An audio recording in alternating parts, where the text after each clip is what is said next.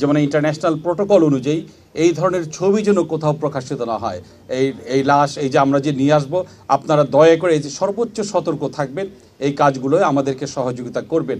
আমরা আজ থেকে শুরু করব, আমরা জানি না কতদিন লাগবে, এটা অত্যন্ত শ্রমসাধ্য একটি কাজ এবং এর জন্য কিন্তু আমরা বেশ কয়েকদিন হলো কিন্তু ওনার নেতৃত্বে আমরা আমাদের সকল স্টেক হোল্ডার যারা আছে, ইভেন দেন যিনি গৌর খদক আছেন তাকে সহ কিন্তু আমরা সিআইডিতে এদেরকে প্রতিনিয়ত প্রশিক্ষিত করা হয়েছে যেন আমরা সেই মিনেসোটা প্রোটোকল অনুযায়ী প্রত্যেকটা স্টেপগুলো করতে পারি।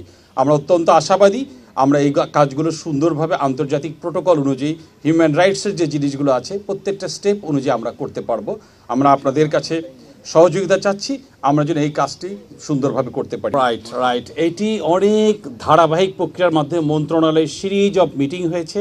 এটি তারা আবেদন করেছে বিজ্ঞ আদালতের নির্দেশ আদেশ সব কিছু নিয়েই কিন্তু আমাদের কাজগুলো হচ্ছে। আর প্রসিজিওর যেটা বলল লুইস, যে আমরা কবর থেকে লাশগুলোকে যথাযথ প্রক্রিয়া অনুসরণ করে যে প্রোটোকল আছে ইন্টারন্যাশনাল সেইভাবে উত্তোলন করব, এদের মৃতদেহ পোস্টমর্টেম হবে, এদের ডিএনএ স্যাম্পলগুলো সংগ্রহ করা হবে, প্রোফাইলিংগুলো নিশ্চিত করা, আবার সেই সকল ধর্মীয় ভাবগাম্ভীর্য সবগুলো রেখেই আমরা তাদেরকে আবার রিভিউড করবো। অবশ্যই আমরা যেটি করব এই সাধারণত আমি বলে রাখি যে এই প্রোফাইলিংগুলো অনেক সময় দেখে যে বোন স্ট্রাকচার থেকে হয়তো নিতে হবে, সফট টিস্যু হয়তো বা ওরকম আমরা পাবো না, বাট এটার জন্য একটু কিছুদিন সময় লাগে, বাট আমরা চিহ্নিত করা থাকবে। পরিবার যদি চায় অবশ্যই তার কবরকে সেখানে নেওয়ার ব্যবস্থা আমরা করবো।